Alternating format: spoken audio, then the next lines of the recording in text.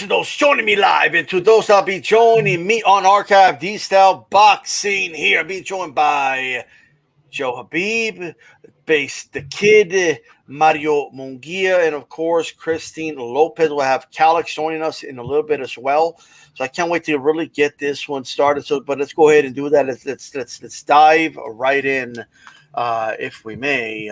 First, before anything, Emmanuel Navarrette is going to be fighting against Baez this coming weekend. It's one of the under the radar fights, but at least stateside, people are looking forward to that later on in that evening. Look, we all kind of understand that Emmanuel Baez should be winning. Is likely has no chance of beating Emmanuel Navarrette. We all know that Emmanuel Navarrette is a fighter that is active. He's been fighting a lot. But you know what I was thinking yesterday? When's the last time Navarrete fought someone that made you think, man, he might lose this fight? Or, you know what, hey, this is a 50-50 fight. Or, like, man, I can't believe he's going to fight him. I'm really looking forward to this one. He's a very active fighter, and once again, I appreciate that. But you don't really, he hasn't really fought anyone that we want to see him fight. Christine, first of all, do you think Baez has a shot at all? Second, have you been, interested in any of his opposition lately when it comes to Navarrete? Well, didn't Navarrete move up from 126 to now 130? Isn't that correct? Well, from 122 to 126, and at 122 he didn't fight who I felt he should fight. Well, I think that, he fought Dogbo, right? If my memory serves me right, and he wasn't supposed to win that. So I think that now that he's at 126, I think they're just trying to get him used to 126. And who really could he fight at 126? The opposition, no, but that's what promoters do. They build you up, until you're going to fight, a big name for a title. And he wasn't supposed to beat Dogbo, so that was like a total surprise. So now what do you do with him? I don't really remember. So you're going to give him a lifetime pass because he beat Dogbo? I don't think he'll get a lifetime pass. I think eventually they're going to have to do something. They're going to have to make their money back.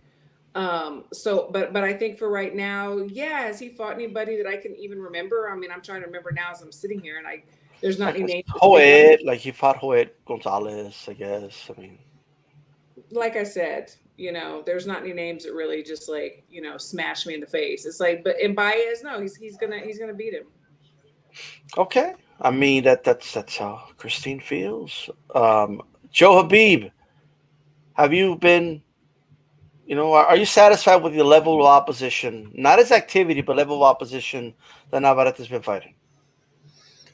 I don't hate the opposition, but I totally understand where you're coming from. These guys are good, solid fighters, but they're not the creme de la creme. You're looking for a potential Ray Vargas matchup. You're looking for a top level guy who, like you said, who can challenge him, because there's nothing left to the imagination. It's almost like it's a preconceived notion that he's going to win these fights, and he's being matched up with guys that really don't stand a chance to beat him. So I'm assuming there's a plan. There's got to be a big fight out there, and I don't think that Top Rank can continue to put him in with these guys.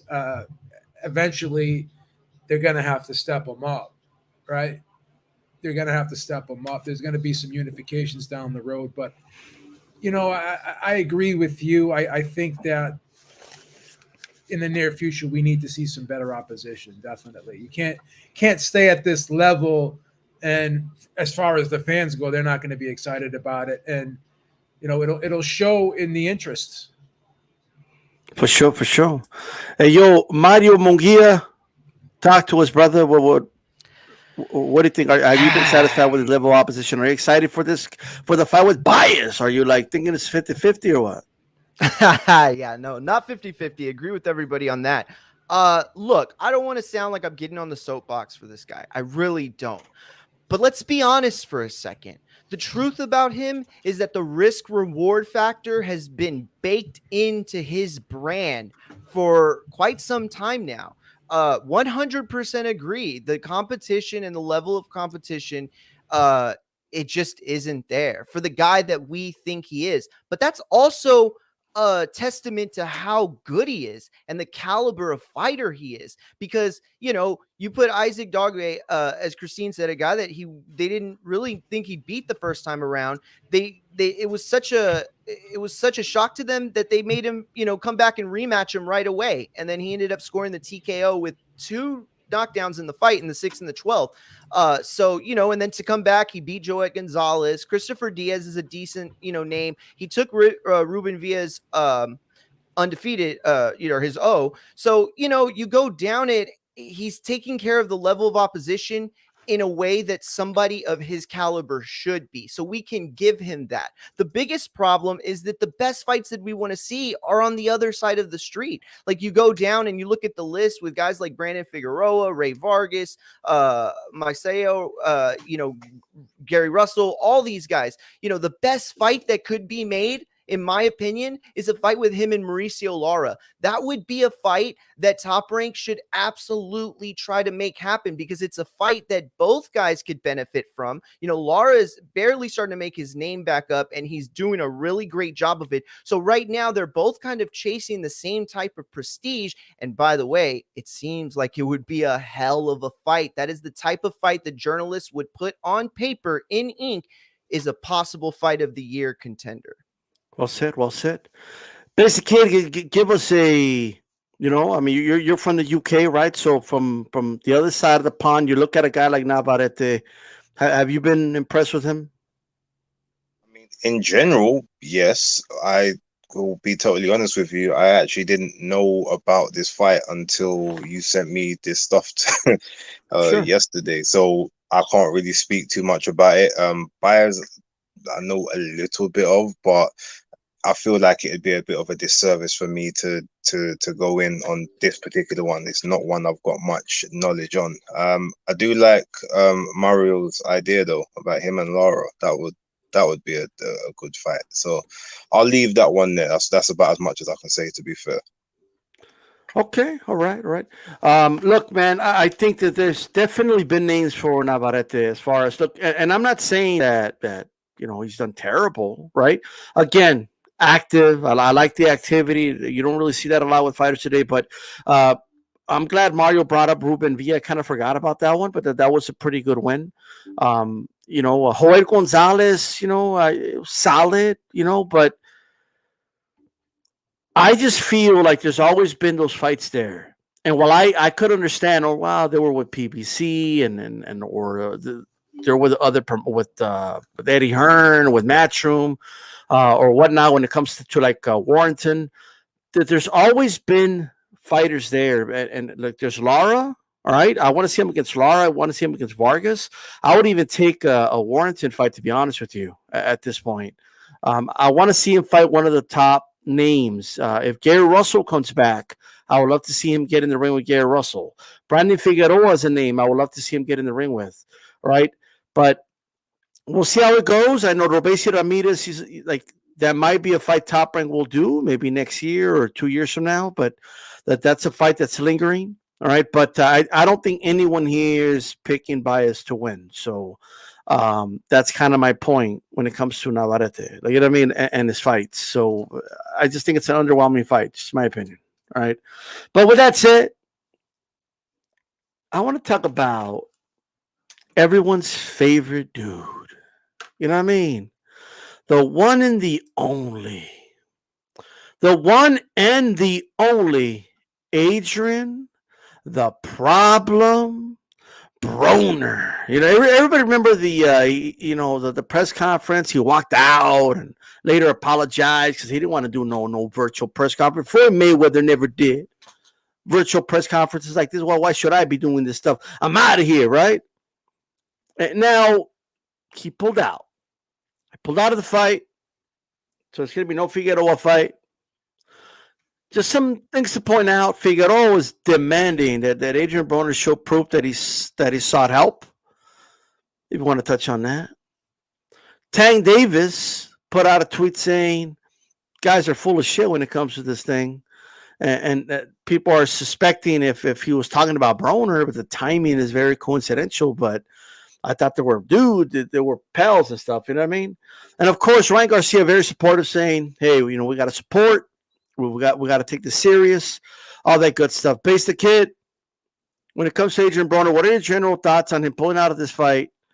And what's going on right now with the claims of mental illness? Because I believe it's going to be a thing now. Yeah, I mean, mental illness is like COVID. It's one of those things you can't really question. I mean, COVID, yeah, you can question whether you can tangibly get a stick or a test that will tell you whether you had it or had the particles. Mental health is something that is like personal to everybody. Like, you don't know how someone looks when their health isn't in check, like mentally, or what, if it's great or if it's not. That's because even some people you think have got the greatest of mindsets, and they're literally a bag of cats. They're holding it together with shoestring. So with regards to that, you can't really, it's hard to really sort of denigrate someone whether you believe them or not. What I will say is, if what he said is correct, I hope he's getting the necessary help and he's not just now used it as like a crutch to be able to do a whole bunch of dumb shit and then say, oh, well, I've got mental health, I'm suffering. Like, actually get some help for it. I mean, realistically, we know that the guy ain't all there anyway, just from his actions over the years. But that, I don't know if that's necessarily the reason why he couldn't perform in the ring.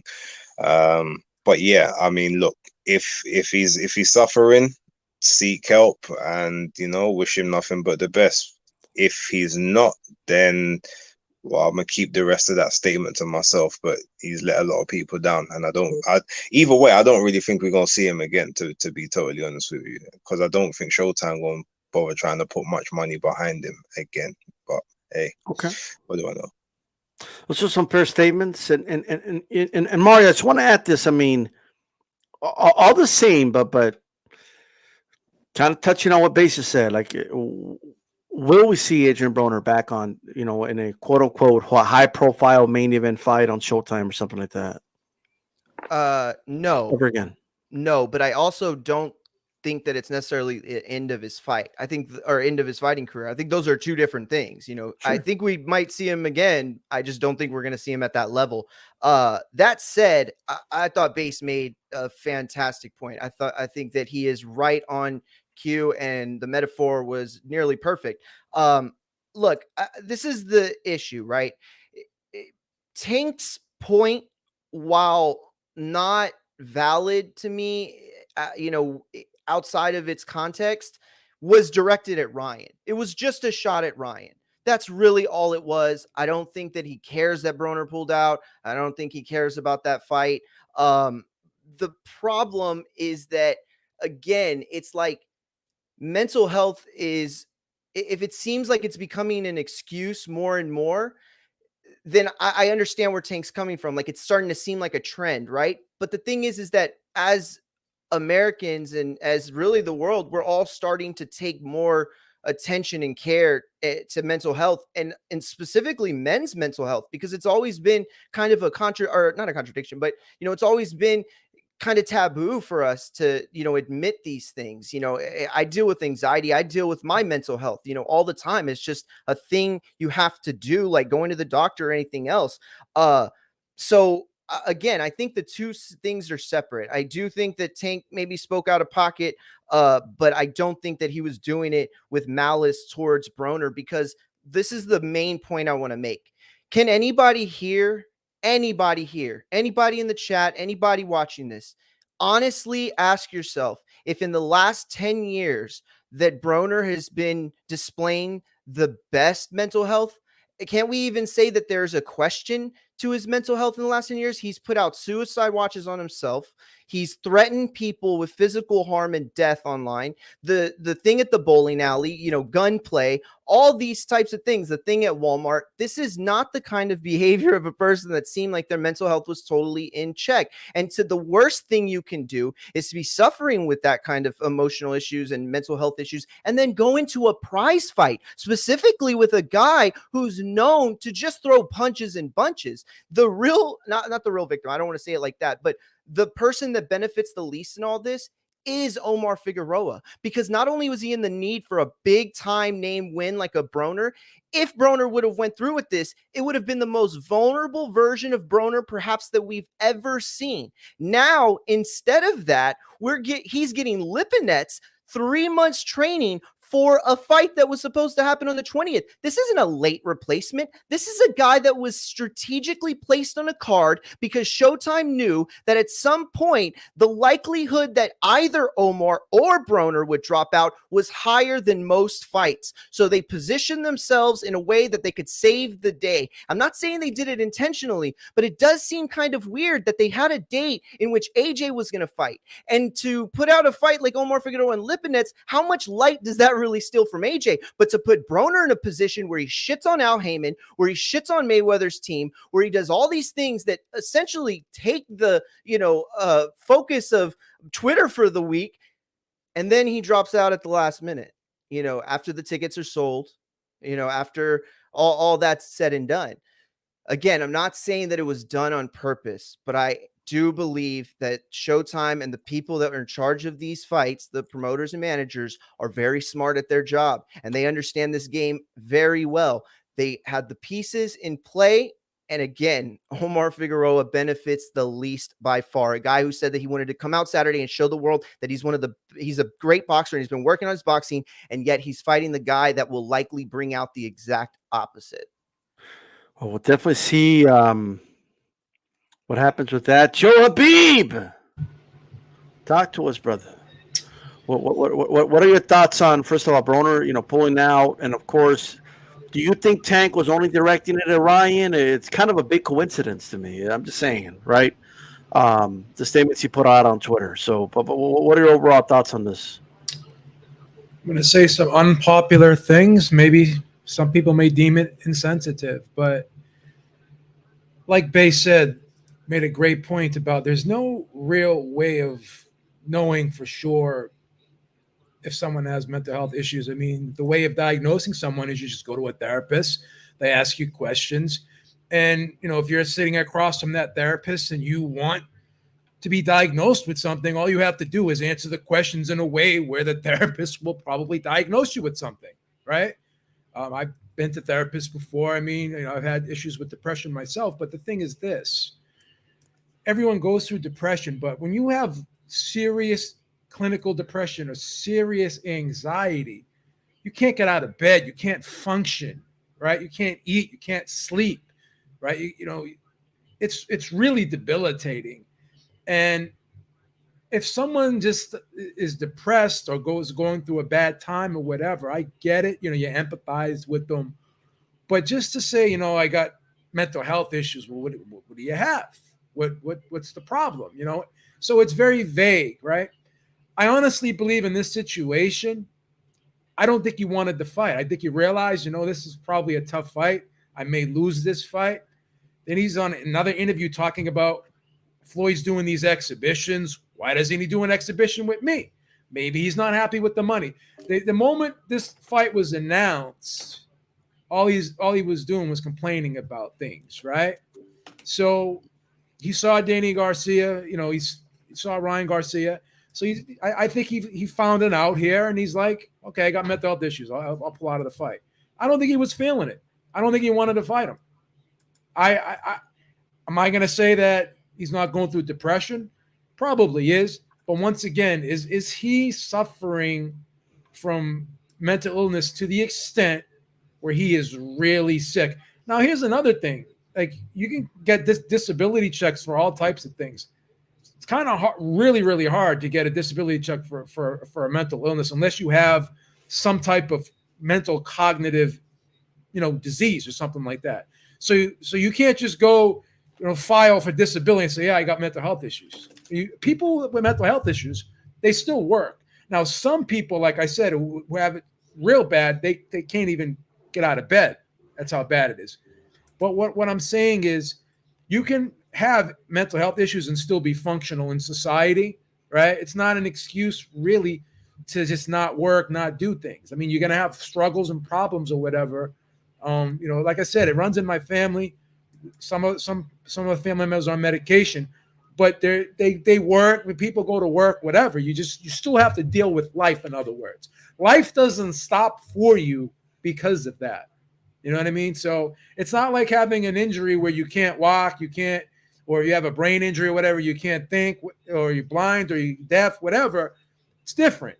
You're going through things, and the best way to deal with the depression or the mental illness or the problems is to function in society, take your mind off it, do things. Work sometimes takes your mind off it. Exercise takes your mind off it. Keeping yourself busy. Now, if you just crawl into a corner somewhere and say, I have mental health issues, and you don't want to do anything, you want to close yourself off to society, that's not going to help you either. So I honestly question the degree of this, and I just don't think he wanted to fight, in my opinion. I think he kind of got cold feet at the last minute. Yeah, well said. Now, I just want to share Gervonta Davis's tweet, and why, many believe he was just directing at Ryan. He said, we just build different. We come from two different places, and I want to show it. You know how I'll fight my mental health? By putting the pain on you. And of course, Ryan had said, being honest about mental health is strength. Educate yourself and don't bring that hate to our beautiful sport. And of course, he was talking to Gervonta, but I mean, the timing was not that good because, Broner's your friend. Broner's pulling out because of mental illness, and you're throwing these shots out there. Maybe Tank just didn't think about what he was saying, maybe, you know what I mean? Or maybe he thinks to himself, hey, that's Broner's problem, not mine. But Christine, what do you make about all of it in general and him pulling out of this fight? I agree with some of the panel and some I don't. I have seen people with mental illness, and it is crippling. And they've said, I wish that I had a cast on my arm or on my leg so that people could know that I'm injured, I'm hurt. But you can't. There's nothing to show what's going on in your mind and your emotion. I don't think it takes a rocket scientist to see that Broner has been suffering mental illness. I mean, look at the things that he does. A normal, whatever that is, quote unquote, person does not do the things that he has done. It's no surprise. It's no shock. I think that I was more shocked at Figueroa for criticizing him when he had also talked about his mental health issues and taking off and taking a timeout. A lot of people said, well, he's just piggybacking the other people that have talked about the mental illness. And you know what? Maybe now that he sees other men are coming forward saying, you know what, I'm suffering, then he's like, he was more likely to come out and say, me too. Now, because it is in our culture, in our society, especially in minority communities, men, that it's a sign of weakness. So he sees these men that are boxers, strong as he, saying that they have mental illnesses. And now he's like, you know what? Okay, I feel safe. I can do this. I do believe that he suffers mental illness. Look at his actions. I mean, we can name so many things that he's done that we would not do. And I hope that he doesn't see some of the comments and tweets, and I'm sure he does, because it doesn't help. It doesn't help that. We have to be sympathetic. We have to take people for what they say. If they're crying for help, then they need help. I think Figueroa is upset because now he's got to fight Lipinets, and guess what? He's probably going to lose. So it is what it is. But I have compassion for people that suffer mental illness and anxiety, because I have people in my family that do, that I love very much. So to me, it's no laughing matter. Well, here's what I want to say. All right. And maybe I'm going to be the bad guy in this one. Like it is what it is. I'm sorry, Christine. I already Okay. was the bad guy. You can't be any worse than me. But the thing is, it's like, look, gotta admire women. You know, the soft hearts of women, the compassionate side of women. You know what I mean? Like it is what it is. I get it, right? Like, first of all, and you weren't the only one. I heard Mario. I think all of you said it. Like, oh, look at what he's done. He obviously has. I know that's obvious. I don't know. I see people that look perfectly fine that suffer through mental illness, and they don't do the crazy shit. I don't know if doing crazy shit and acting erratic is always a sign, right? I don't think there's any like blueprint on how someone acts when they have mental illness. I don't know if Broner has mental illness. I'm going to be 100% honest with you. I think the timing is very convenient for him to pull out of this fight. If he was going to pull out because of it, and because he was inspired by Danny Garcia, and because here's the situation. I think in life, there's people that really do suffer through things, that really do go through things. And then it's human nature for humans to fuck it up for everybody. Because then you have fakers. You have people that pretend like they're going through. They take advantage of people's soft hearts. They take advantage of people's understandings. Okay, and let me tell you something. There has to be a little bit of pushback. I'm not saying we need to go at people that because they have mental illness. I have friends that I've lost a friend due to mental illness. It's something very serious. And I think all of us, to a certain degree, deal with it. We just deal with it differently, right? Some of us suffer through it differently. Some of us, it hits us more than others. And I'm 100% on board. When you suffer through mental illness, it's not a choice. And I'll be honest, when you suffer through mental illness, I think people's opinions are the last thing on your mind because that's an internal battle you're going through anyway. So there has to be some pushback. There has to be some questioning to filter out the people that are faking it. All right? There are people that will take advantage of people that just believe everyone about everything. It's just the way it is. But all of society, we're not trusted by anyone. We don't trust each other for shit. How many of us leave our doors unlocked at night?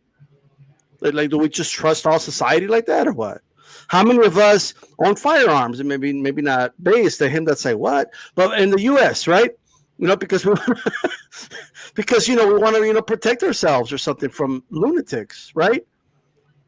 Like there are times where like when we do things, we lock our cars when we leave, and we leave it in the parking lot. We feel someone's a little crazy. We kind of stay away from them at the store. There's a lot of things we all do that we're all guilty of. But when it comes to the mental illness thing, for some reason, no, we need to trust everyone. Everyone has a good heart. No one is going to lie about this.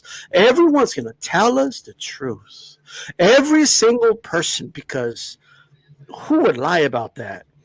A dude that isn't happy with the situation, he probably wants a bigger fight, could lie about that. Somebody that doesn't like the fight he's in can lie about that. Someone who doesn't feel he's going to win his fight can lie about that. I could think of a million reasons why somebody, especially now that you got to believe me or you're a piece of shit for not believing me. So you better believe me, right? That's what I see now, to be honest with you. And people will tell me, well, how do you de-style? You don't know how it is to go through. How do you know? How do you know I've never suffered through mental illness? How do people know that? How do people know that the people criticizing haven't suffered through it, right? I mean, I think, now I'm not saying Broner faked it. I'm saying I don't know. And I don't think anybody knows. And I'll be honest, and I could give you the last word if you want on this, Christine. I don't think anybody knows if Broner's lying or not. I don't. It's my opinion. Well, you also said that, people going through it don't care what other people think.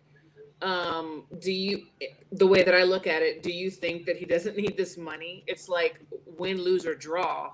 I'm sure he needs the money. I mean, he flushed half his earnings down the toilet, if we don't remember that, so it's like, I think he's like, I don't care what people say. They're going to criticize or whatever, but I got to do what's best for me. And sometimes for me, that takes a bigger person to do what's best for them than what's going to appease society, so that they're not criticized or made fun of. To me, that takes more courage, in my opinion. So kudos to him. You know, kudos to him for making a stand and not taking the fight, even though, you know, he may need to pay his mortgage. And also, how is that a softer touch than Omar, right, Christine? Like you give up a payday, and let's just look at it as a job, okay? Yes. Let's look at it as like a plumber. It's like a person that's going to go like undrain a pipe versus a person who has to install an entire bathroom. I'm just saying, like, Omar represented a payday that was a much less of work than you know, another fighter, a guy who's hasn't looked great in years, like years. So, you know, but at the same time, I get it, D. I really do. It never seemed like Broner wanted this fight. But It Broner never also seemed has an like he ego, wanted though, it. right? Say that again. Broner, like, look at everything you just said. Maybe Broner's thinking to himself, "Oh man, we- if I lose but to we- this guy." We have to distinguish something here. Attention-seeking behavior. He's always displayed attention-seeking behavior. Yeah. That's not mental illness. That's histrionic. That means you want attention. There's a lot of people out there that do. Mental health is also what's that called, Joe? Where it's like when you're attention seeking behavior. That's Histrionic personality disorder. And also, but it's something else that sociopaths suffer from too. It's like where you, it's like where you want all the attention. Like you can't handle when anybody. Like that's also narcissist. Thank you. Yes. Yeah, but that's not. But everybody has a degree of. They say people who run for presidents are narcissists, right? Yeah, but not everybody has to train for 8 weeks for a fight, and it's not like it's a cold where he just caught it. If he's been suffering mental health, how good was this training camp? He didn't like this fight because he wanted an easier fight. Why did he say, "Why isn't Floyd fight me in an exhibition? We could be making 8 figures, Floyd and I." For 3 rounds, you're right. It's an easier payday. He wants an easy payday. That doesn't go on your record. How much easier than Omar does it get? I think Omar would have beat him. I think Omar would have beat him. I was picking Omar Figueroa to win that fight. I thought it was a bad stylistic matchup for him. Omar would have beat him, in my opinion. And I think he was going to be embarrassed. He could lose to Pacquiao. He didn't get cold feet for that one. I'll just say that. No, he showed up for that fight. I agree 100%. He didn't want the fight, man. I just think that if you're suffering from mental health, it's not like the cold where you just caught it. That means that the training camp was shit. Yeah, I think Omar was going to beat him too because Broner wasn't going to be prepared at all. Here's what I'll say, guys. Like, I'm with you that mental health is a real thing. I'm with you with that, okay? Yeah, I agree. But here's the other side of the coin. It is dangerous to have the thought of, my default position is I'm going to believe anybody no matter what. Because you all don't believe anybody about anything else in life. You just don't. So somebody like how many people are you going to like trust your shit around? Like, come on. I don't know. I just don't know if we're that trusting when it comes to other things. Okay, you have to understand that there's a possibility fighters could lie. No, you don't think that's possible? 100%. 100%. I think that we have no more evidence that he lied than we do tell the truth. But I'll say that anybody who ever says that they're going to commit suicide on social media, there's no way you can say that person hasn't given a shadow of a doubt of mental illness. I hear you 100%, right? And a grown man. It's not like some kid, you know? Robin Williams never once told anybody he was going to kill himself. Neither did Alexis Arguello when they did it. So people who do that, though, they don't tell you. They don't tell people who commit suicide. They don't come out and tell you. But people don't do that for attention. Normal people don't do that. Did you hear what I said, though? Like, help, cry for help. It might not be for help. Yeah. Obviously, I agree that Broner's going through some shit. I agree with all that. But what I'm saying is that timing was very convenient. Is all I'm saying. Here was the giveaway. Not for Omar. People tell on themselves, right? About a couple days ago. Go ahead and finish that point because we got to move on. But finish that point. Last point. The interview did it for me when he said, "Why is Floyd not fighting me in one of these exhibitions? We could do 8 figures." Tells me he wants an easier fight. That's it. The other thing is, I think a lot of people are being silenced about giving, maybe not directly. No one's saying, hey, shut up and don't say nothing. But people are being shamed into even questioning. Yeah, believe all women. We had to believe all women. That created women. The soft parts of women society needs that. You know what I mean? So that's a good thing. Then we have versions. Her truth, his truth, not the truth. All these buzzwords recreated, the feel good words. But on the other side of the coin, And if it's that serious, like if you're suffering with it so bad, right? Maybe you shouldn't be boxing. I know that sounds extremely harsh. Maybe he won't. Yeah, and that's the thing. The other side of the coin, and why should anyone invest in you and all that? No, absolutely. But the other side of the coin that Joe said, it's like you're absolutely right, 100%. I agree exactly what you said about Amber Heard. That's where the situation led. It didn't mean that the way it started was wrong, and you know what I mean, and what was going on and the impact that it had was wrong. On the other side of that coin is that so for anybody else suffering, guess what? They're not going to come out. They're going to be like, no, look what happened to Broner. Fuck that. I'm not going to, be honest. Okay, but then that means that if it's real, then they'll pull out. You should have saved this topic we for need last. some type of You should have saved this topic for last because I'm just saying. Look, time out. We can always dive in back into it, but we only have base for an hour, and I really want to get to the Joshua Usyk fight. So it is what it is. But really quick, high and low sportatorium, where boxing is spoken with style, right? Chauncey Pearls, two of the panel. How much of y'all think mental health issues can be linked to getting punched in the head, knowing what we know about CTE today? Look, I'll just answer that really quick because we've got to proceed, brother. I appreciate the support. But look, at the end of the day, there could definitely be a link to that. There's no doubt about that. But look, prize fighters made a choice to be prize fighters, and I respect them, and I have all the respect in the world for fighters, right? If a fighter doesn't feel like comfortable in the ring because for anything, including mental illness, then of course they shouldn't be in the ring. I've never argued against that because you don't play boxing, you don't play in that ring, okay? However, there are guys that have look perfectly normal to me in the ring who claim that they can't fight in a fight because they're having mental illness, and I feel that I have a right to question it or to say, I don't even know this dude's telling the truth. I don't know about that one, right?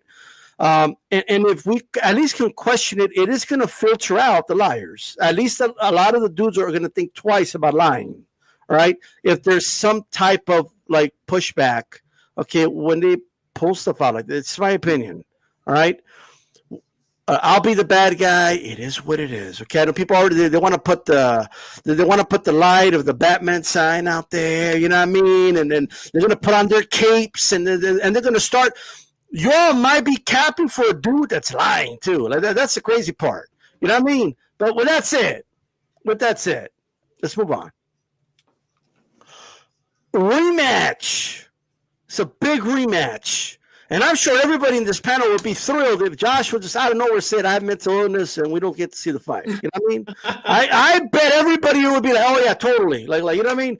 No. You know what we have here? We have two guys, two warriors, and they're going to battle it out. In Saudi Arabia, you know, it is what it is.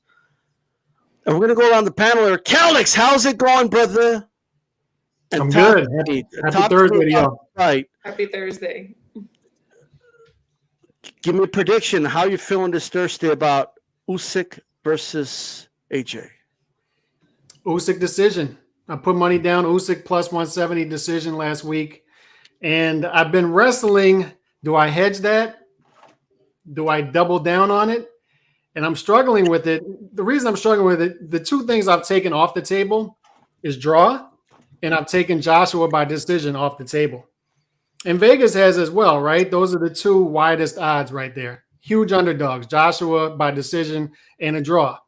Now, the question is, can Joshua get to Usyk's chin? Now, we explored this last night, D-Style, right? First fight, went through the first fight, went through the CompuBox stats. And what did the CompuBox stats tell us? The CompuBox stats tell us that Joshua fought more aggressively in the first fight than people remember. The CompuBox stats also tell us that Joshua landed more power punches than people remember in the first fight. So he hit Usyk with power shots. He landed 33% of his power shots, which is a good number. And he fought more aggressively as the fight went on. The most punches he threw, 12th round, 10th round. All right, so he started slow. So that's the one adjustment he can make in this fight, right? Is he can start faster in this fight. But he started slow. He needs to make that adjustment to start fast, be more aggressive, and he needs to finish stronger if this fight gets into the championship rounds, because in the 11th and 12th round, the CompuBox stats tell us that Usyk landed a high percentage of power shots in those 2 rounds. Joshua was open because he was more aggressive, and Usyk was landing on him. So what's Joshua's adjustment that everybody says he needs to make? He needs to be more aggressive early in the fight. So early in the fight is going to play out much like late in the first fight. He's going to be more aggressive. Usyk's going to be sitting on those counters and landing big on Joshua. So my question here is over-unders 10.5 rounds. It's pretty much split down the middle. Do we go under? That's the big question here. So it could be Usyk decision. It could be Usyk stoppage, or it could be Joshua stoppage. It's going to be one of those 3. To me, the big question here is, will it go under? Will there be a knockout? If so, then Joshua's got a shot. It's tough, man. Anybody who tells you they have a good grasp on this fight, Give me one though. This fight right here is going to be better than the first fight. It is. It's going to be better than the first fight. It's going to be entertaining. I get it, but in my head, D-style Usyk decision. Okay, all right, because you were on a 4-wheeler on that fence for a little bit. You know what I mean? I'm just saying, I'm just saying. All right. Hey, Base the Kid. Big fight. Yo, come to me last. I need to shoot off. I'm gonna come straight back. No problem. Joe Habib. Big fight here. All right. First of all, what would you do if Usyk came out tomorrow and said he was suffering from mental illness? Should it be stripped, or should we just let it be? I'm joking. But gotta believe him no matter what. No. But in all seriousness, talk to us about the fight, brother. What do you have in this fight? I love this fight, and I think that it is going to go under the 10.5, and I think Usyk is going to win this fight by 10th round stoppage. So I think Calix should hedge with the Usyk by stoppage just to play it safe. Few things here. We're hearing Joshua needs to be the old Joshua, right? And fighters and people in general, there is no old and new. You are who you evolved into based off of life's experiences and based off of things you've been through, right? So fighters can't just say, I'm going to be that guy I was 10 years ago, because things that happened within that 10-year period changed you and made you who you are today as that fighter, right? So that's why Joshua is who he is. So to just say he's going to flip the switch and be that Joshua that fought Dillian White or Charles Martin, it's just not going to happen. So people say that he has to be more aggressive. I think, as Calix put very eloquently, he was aggressive in that fight. The first 3 rounds he started slow, which he has been doing, right? He's kind of feeling his way through the fights early on. He has been doing that, right? Because he's trying to, let's be honest, he's trying to conserve his energy. He doesn't want to start fast because he's concerned about gassing out, right? So he's trying to just feel his way through the fight, and I think early in that fight, Usyk was throwing a ticky-tack rhythm breaker, rhythm disruptor type jab. He was like pop, pop, pop, pop. And Joshua kept like touching it. And while he was preoccupied with touching that jab, Usyk snuck the left hand down the pike. Usyk was fighting on the outside, throwing a lot of feints. He was going in and out, but he was primarily fighting on the perimeter, right? So what Joshua did, he made the adjustment in about toward the end of round 4, where he didn't worry about that jab. He started slipping that jab, and he started stepping in hard with his jab, because early in the fight, Joshua was kind of trying to throw his rangefinder, but his rangefinder is different than Usyk's. His rangefinder is like a guy trying to feel his way around in a dark room. He throws his jab like this when he's doing the feel out. He leaves it out there. He's like this. Usyk's like pop, pop, pop, pop, pop, touching you, right? But Joshua started stepping in with the jab. He started slipping, Usyk stepping in and started stepping to Usyk. So then Usyk makes that adjustment in round 9, where he says, you know what? I'm going to change levels. I'm going to get lower. I'm going to get closer, and I'm going to start stepping off to the sides, turning them, and I'm going to stop throwing my left hand to the body, and I'm going to stop throwing my jab closer to the neck and the chest so he can't slip it anymore, right? And then he started slipping, throwing a right hook in there up close, and he was turning him. So he closed that gap and smothered Joshua. So this whole thing about Joshua being more aggressive, he tried that. It didn't work. He tried to box early. He tried to be more aggressive, towards the end of round 4 and onward. And I feel as though when he became more aggressive, he became a little successful in spots. But once Usyk made his adjustment to that aggression, he was doing better than he was doing earlier. And that's when he really started rocking Joshua, making him stumble and hurt him. So I think no matter what Joshua does in this fight, he's going to be up against it, right? And I think Usyk put a little bit of weight on, right? Got some more muscle to him. Usyk's going to go in there knowing that I took this guy's best shots, because the biggest questions before the first fight were, could Usyk take Joshua's shots, and could Usyk hurt Joshua when Joshua got hit by him, right? Usyk answered both questions. You know, he took Joshua's shot, and he could hurt Joshua. And he almost stopped him in the 12th round, and he hurt him badly, I think, in round 7.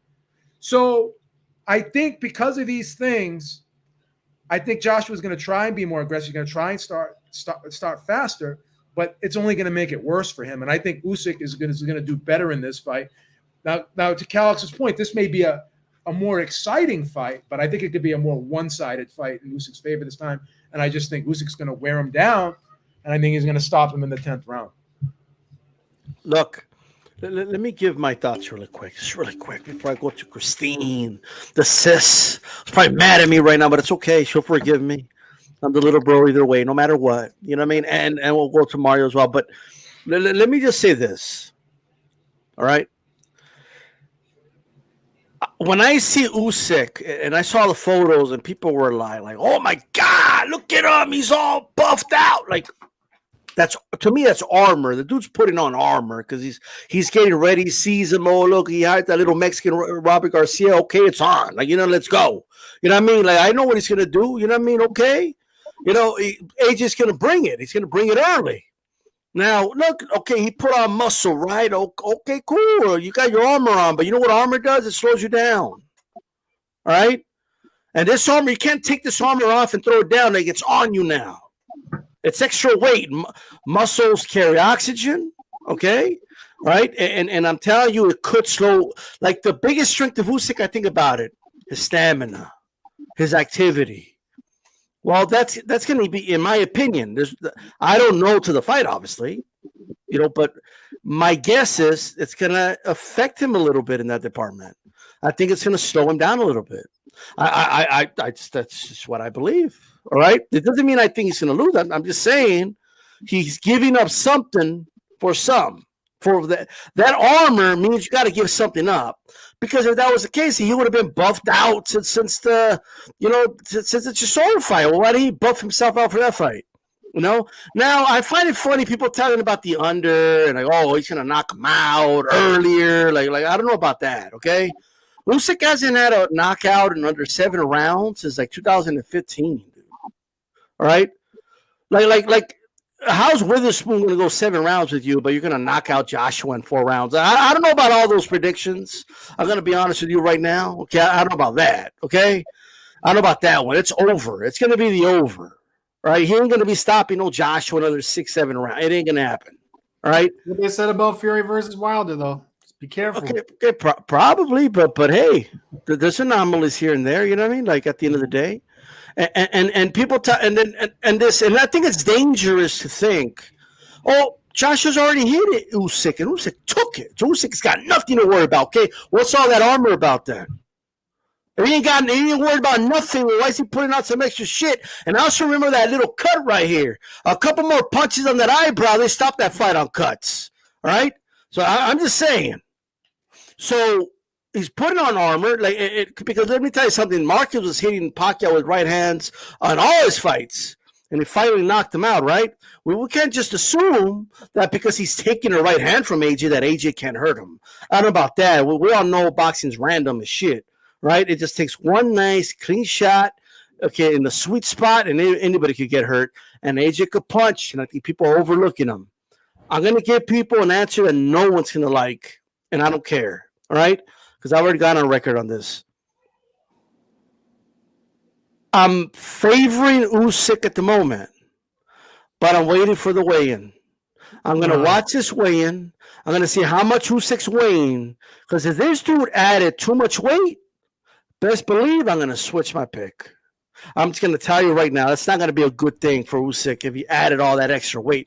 And you know what, Christine, said you were shaking your head and waving the Usyk flag, and you don't believe me when I say something. But you believe Broner. You know what I mean? It is what it is. But what is that?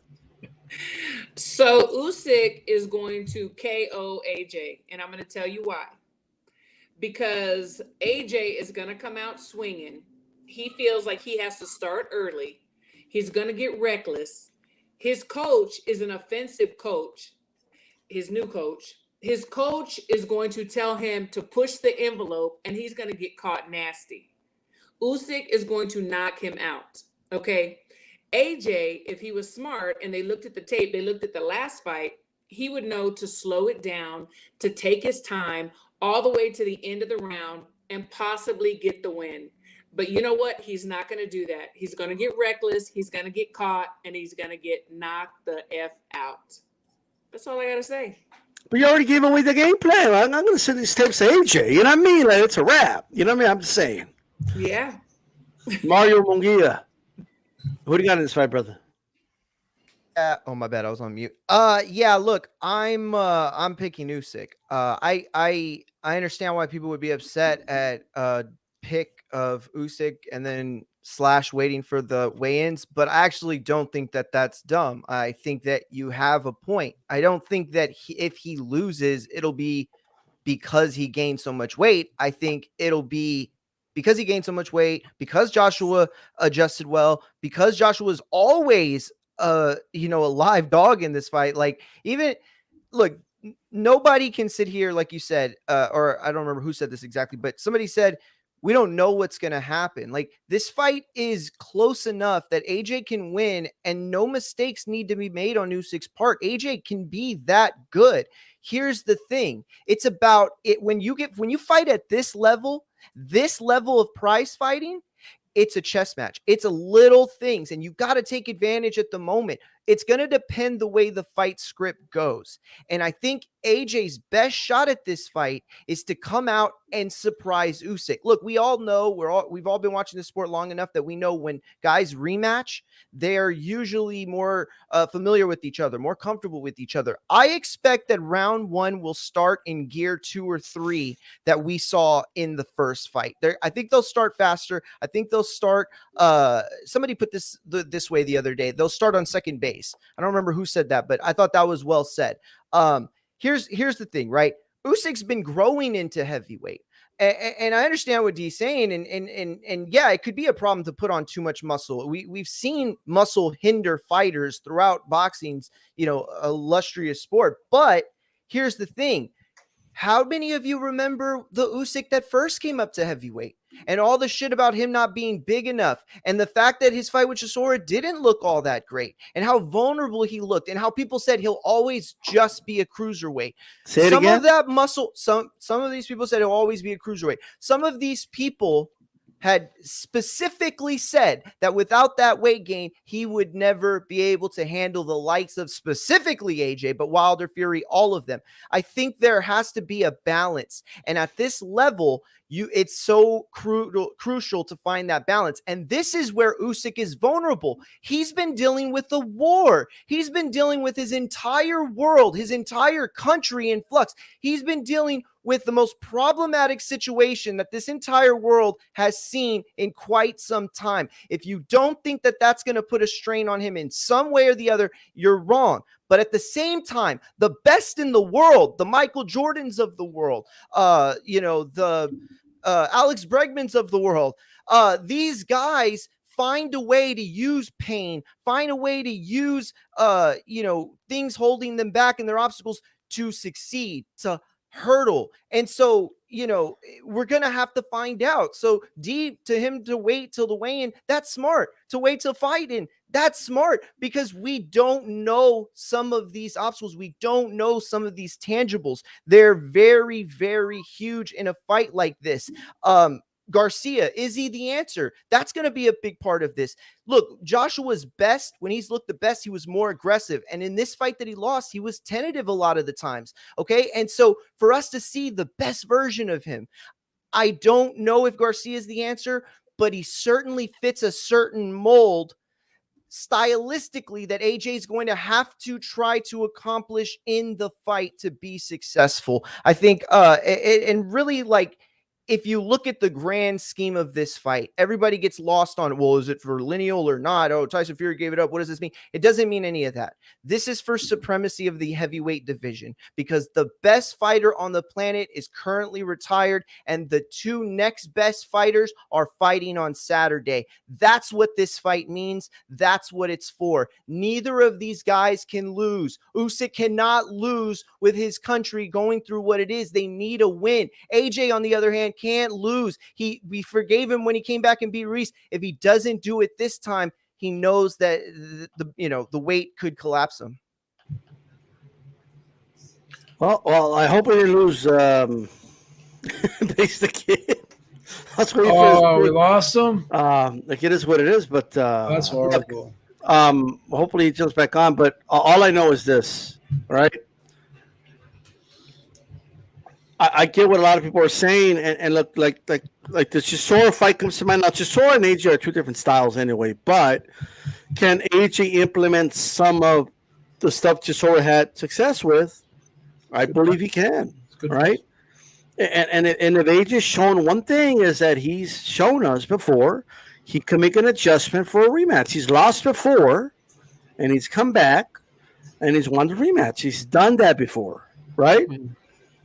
Now, unless you all want to,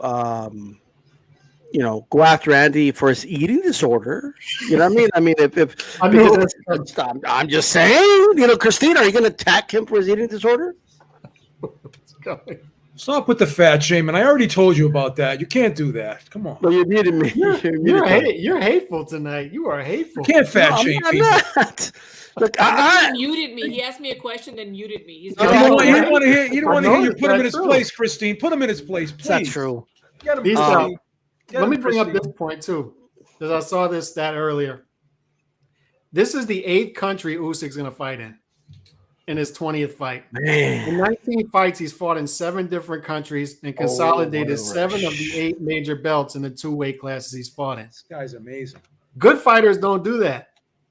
Andy Ruiz doesn't do that, so you can bring up the rematch all you want. Ruiz ain't Usyk. Usyk doesn't have an eating disorder. Calix. Usyk doesn't have a butt tattoo. Calix, let me ask you this.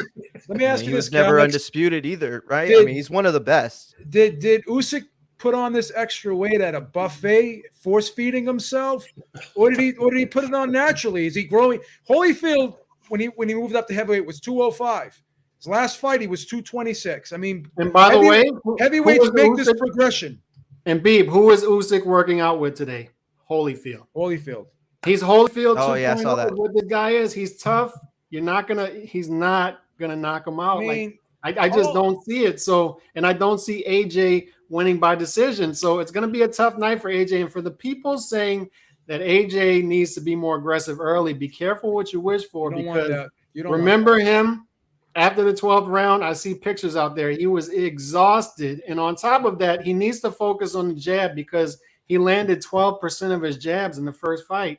And when you have that much of a reach, you can't land 12% of your jabs and expect to win 7 rounds. Cal, the only point I'll make is that I agree with partly what you said, but go look at the punch output. I agree. He did look tired and he was exhausted, but the punch output stayed and remained pretty strong. The other side of that is, I agree with you. It's hard to see Joshua winning a decision. To say that, it might not be the best thing for him to go early. You're probably right. But if he has no other way of winning, then it could be the surprise factor that he needs. But I agree. Yeah. He's in a box. He's got to find his way out. And desperation calls for desperation moves sometimes. You're right. Usyk, if Usyk wins this fight, like I find it hard. Like if you put, to me, I don't put career heavyweights on my pound for pound list, but Usyk is an exception because he fought at cruiserweight.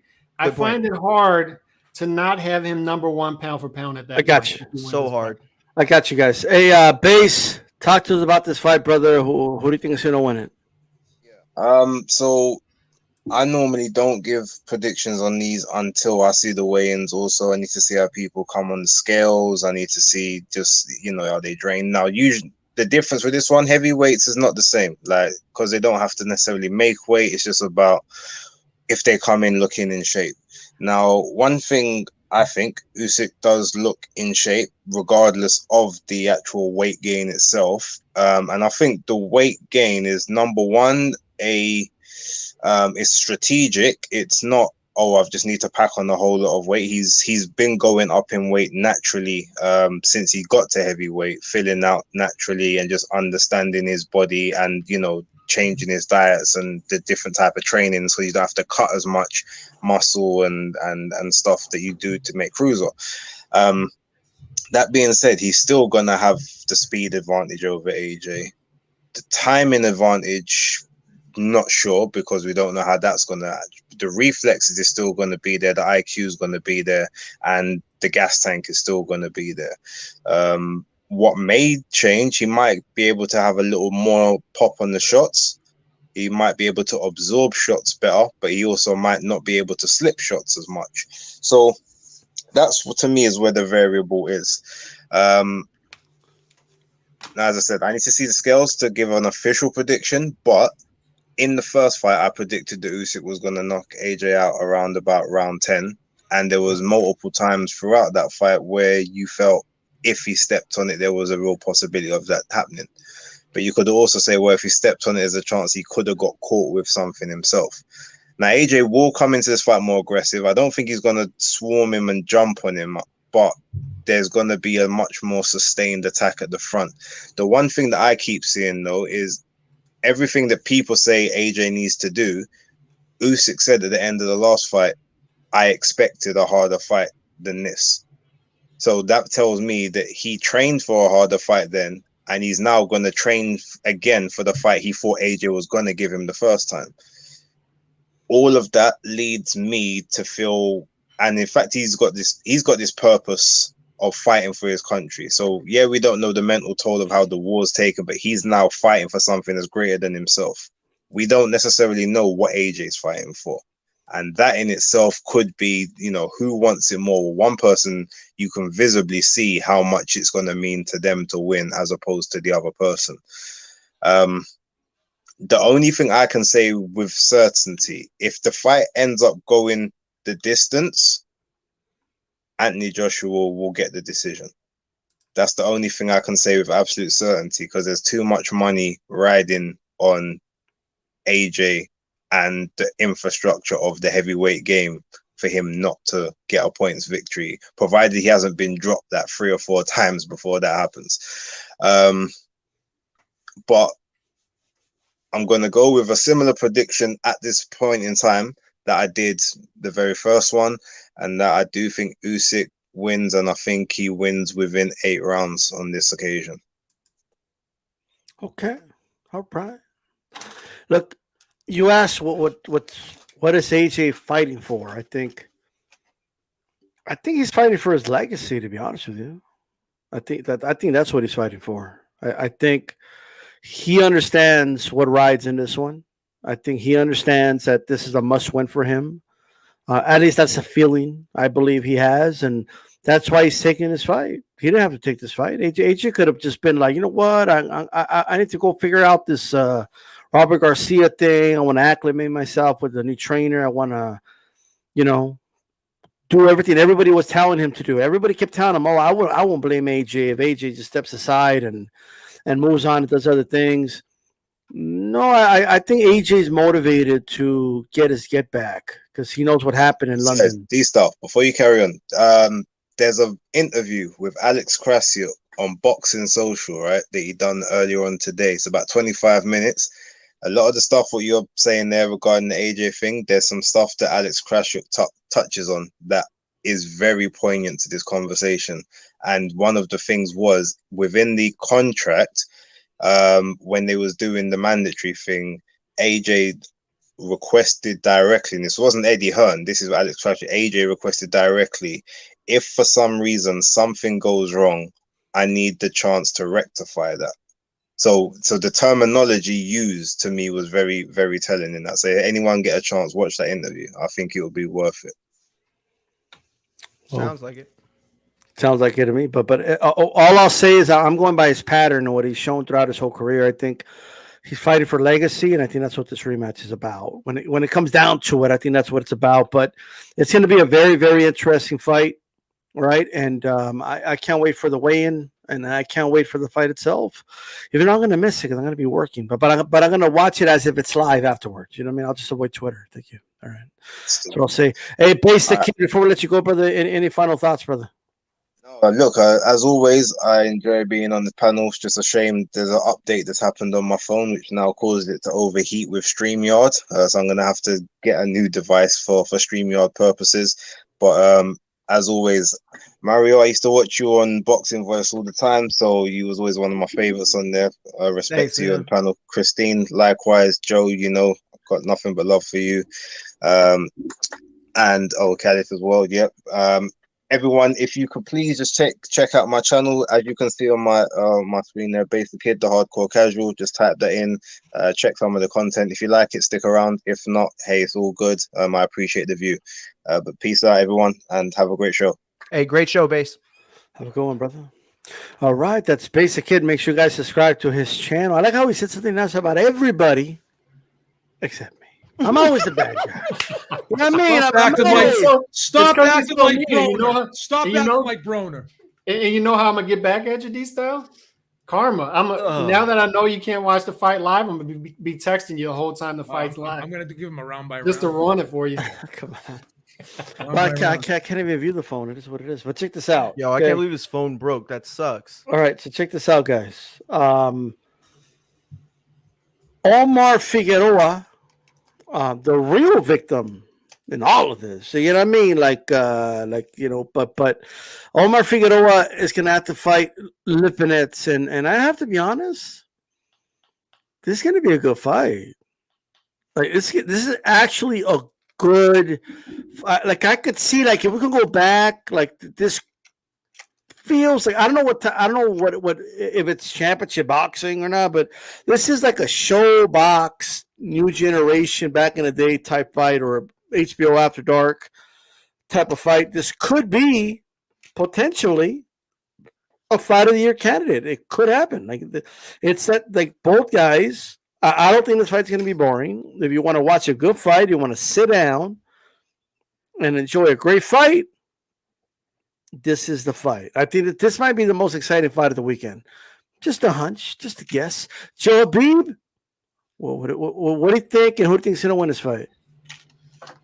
I think Sergey Lipinets is going to win this fight by stoppage. I think Figueroa has slower feet than Lipinets. Lipinets usually the guy that has problems with athletic guys who move very well and who can outmaneuver him. But this is a fight where I think he can be the guy doing the outmaneuvering, right? I think he'll close the gap. Figueroa likes to just kind of lay on the ropes sometimes. He likes to endure the the onrush, the attack. He likes to catch the shots, and then he likes to fire back. Problem is with doing that against Lipinets is very surgical with those punches. He's a very precise puncher. He can move those hands around. He's very versatile, and I think he'll break Figueroa down to the body, and then he'll start shooting the hook upstairs. And I think he's going to get him out of there. I think he's going to pin him up against the ropes and force a referee stoppage. All right. Christine Figueroa, the bad guy like me, or Lipinets? Who you got? Same. I agree with Joe. I think Lipinets is going to win. Figueroa does lay on the ropes. He takes too many shots, and I think he's going to get stopped. I do. I don't think that in this fight. I think that the reason why, like I said, he's mad is because he had a better shot with Broner than Lipinets. But it is what it is. It's true. It's very, very true. Calix, who do you got in this fight, brother? I have Lipinets, and you're right about Figueroa. He was the big victim in this because I believe he's also suffered from mental illness in the past. And on 5 days' notice, he has to take a tougher fight against a guy with a much lesser name. And I said it at the time when they elevated Lipinets to this fight is, I bet you when the betting odds come out, he's going to be a bigger underdog against Lipinets. And lo and behold, he was. I bet him to beat Figueroa at plus 180. I bet heavy too. I was confident that Figueroa was going to beat Broner. as an underdog. And now he's a plus 280 underdog against Lipinets, and I'm not confident that he can pull off that upset. Both guys are coming off of big layoffs. I think it's been 16 months since Lipinets fought. Fight's And the last unbettable time now, Lipinets Alex. he fought the boogeyman because Boots Ennis just destroyed his body in that fight. I went back and watched that fight this morning. Boots Ennis destroyed.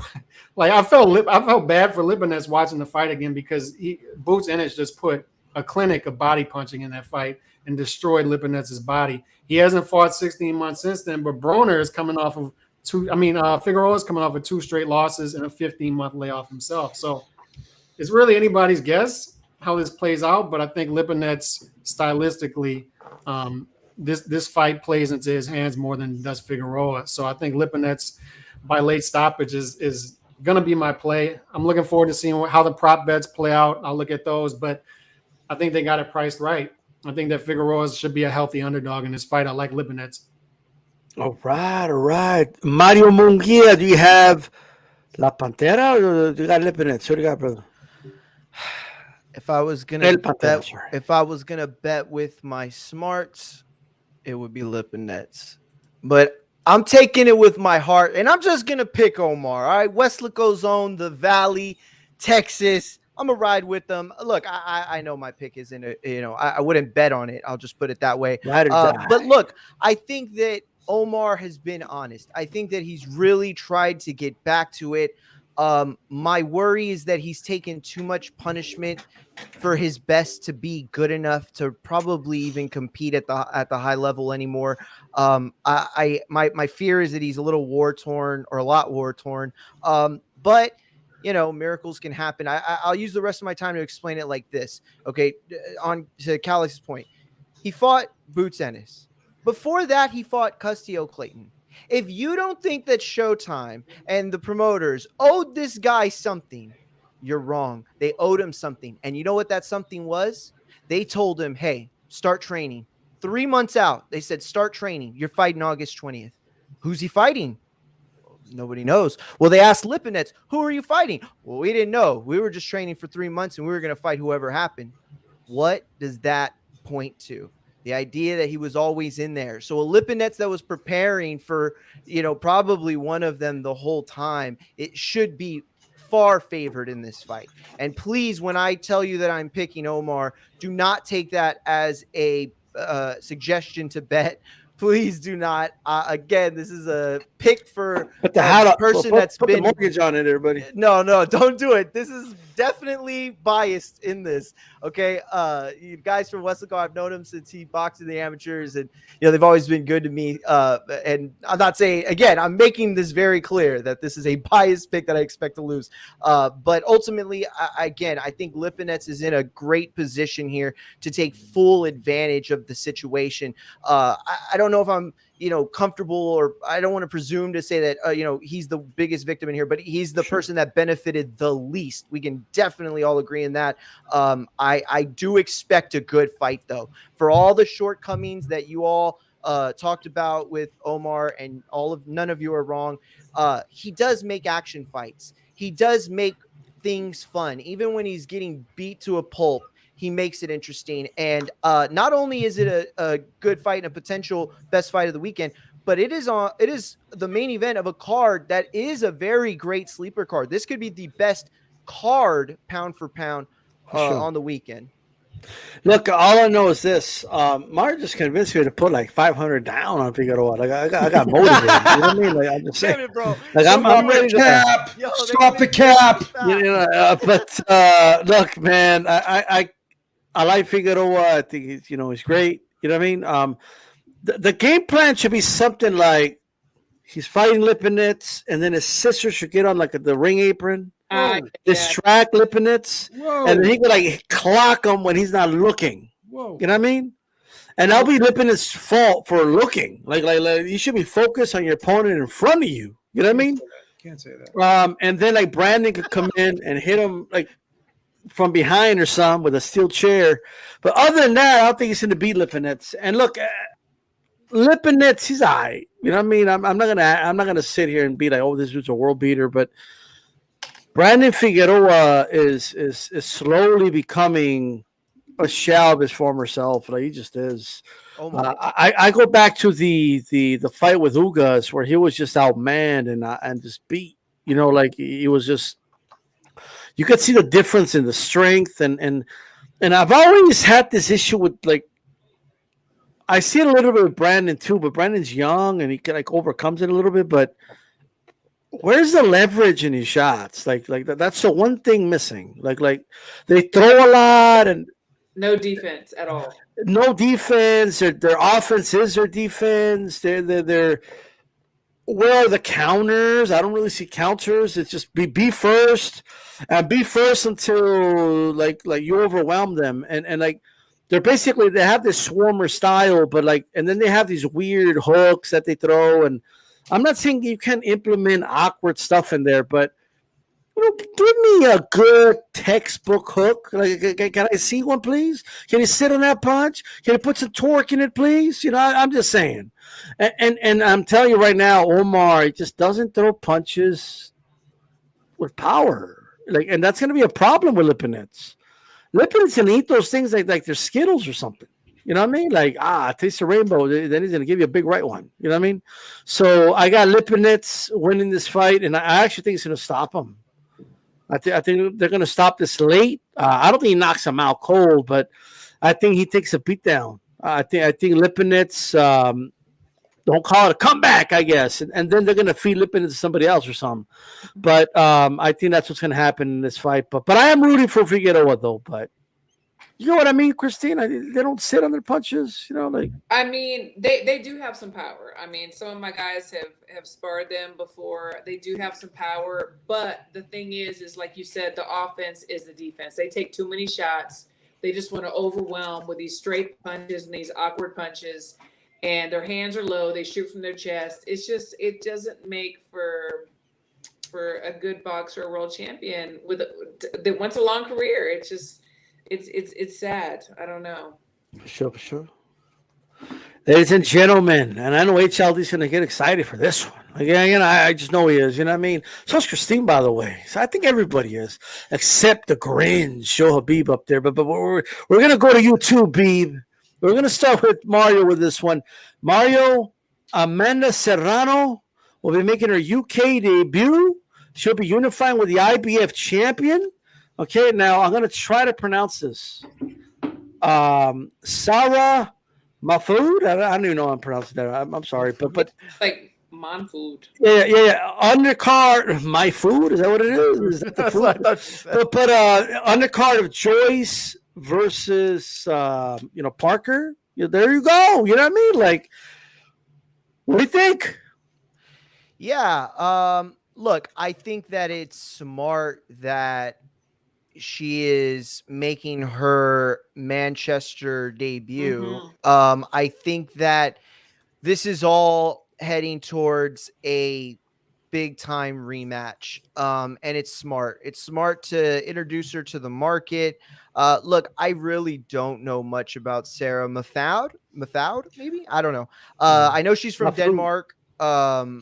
I know that she's an Orthodox fighter, and I know that she's 11-0. And so that pretty record is going to look great on posters. It's going to look great on, the TV and for everybody at home to say, oh, wow, 11-0 fighter. And, and it's great. I know that sounded sarcastic, but I love that this is going to possibly make the Katie Taylor fight better, because in my opinion, that was one of the greatest promotions of women's boxing I've ever seen. They gave it the royal treatment, the red carpet like it deserved, and it felt so big. It was great to have casual friends that barely watch the sport over and be so into the fight. And I've had since then friends, my dad, a couple of my uncles, like, hey, when's those two girls gonna fight again? And so maybe Amanda Serrano fighting, putting on a great show, they remember the name, because that's the most important part. For sure. You're on mute, D. I was going to say, yes, I am an alcoholic, ladies and gentlemen, but I can't control it. You know what I mean? I have no control over it. Like, you know what I mean? Y'all got to empathize with me and send me some beers. That's all I'm saying. You know what I mean? Hey, Joe Beeb. I know you have some thoughts on this, brother. Like, and I know it's not about the actual fight. So cook. Oh, just disappointed that the rematch with Katie Taylor did not happen. I just don't understand it. I don't get it. Could have headlined in another huge event, right? Strike while the iron's hot. That first fight was so successful. It was one of the best fights of the year. I'm just scratching my head, not figuring out why she didn't just jump into that rematch. It was offered to her. She didn't want it. So I feel bad saying this, but I'm just not excited at all about this fight because I'm just so disappointed that the rematch didn't happen. This is just a huge letdown to me.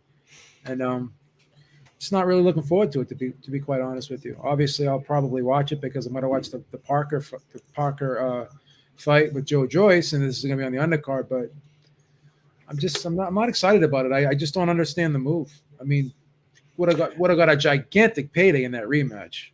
But Joe, she did say, okay, this goes to all my haters. Like, look, it's a bigger, you know what I mean? That's what she said in her post when she announced this fight. She put a poster that made her look like the headliner and everything. And I responded to her. It's not hate. It's just I'm disappointed, and I'm confused. I just don't understand. You could have headlined, and been in a massive event, but then now you're going to be on an undercard. I don't know. Maybe I'm wrong. I don't know. Just my opinion. Christine in the Next. with Christine, talk to her. What do you think of this announcement? UK. So Katie Taylor is not going to agree to a rematch, especially at a catch weight. I mean, she said it. Like Jake Paul was like, "Oh, we're going to rematch you, but at a catch weight on their terms." No, absolutely not. Katie is the champ. She is the queen. They need her. They want her. Why would she agree to a catch weight? So I'm like, yeah, bravo. Absolutely, Katie. You've earned it. You call the shots. Amanda against Sarah. That's great for Amanda. It is. I'm so happy she's going across the pond. She's going to get her name out there. She's going to get other fights and she's going to beat them. The only person that she can't beat to date is Katie. And so, yeah, I mean, why would Katie agree to the rematch at a catch weight? Absolutely not. No. Why should there even be a catch weight? Why not just fight her at 135 like did the first time? What Jake wanted her to do. Not the same weight. He said, we're going to rematch you, but we want a catch weight. Once again, doesn't make sense. To ask for a catch weight when you're not absolutely but it's from Jake Paul. I mean, that it makes perfect sense that Jake Paul believes that this is how the sport works. Exactly. Yeah, but here's my issue before I go to Calix. So I don't think Jake Paul understands this, or maybe he does. I honestly don't know, and maybe Amanda doesn't understand this. I just want to make sure people understand.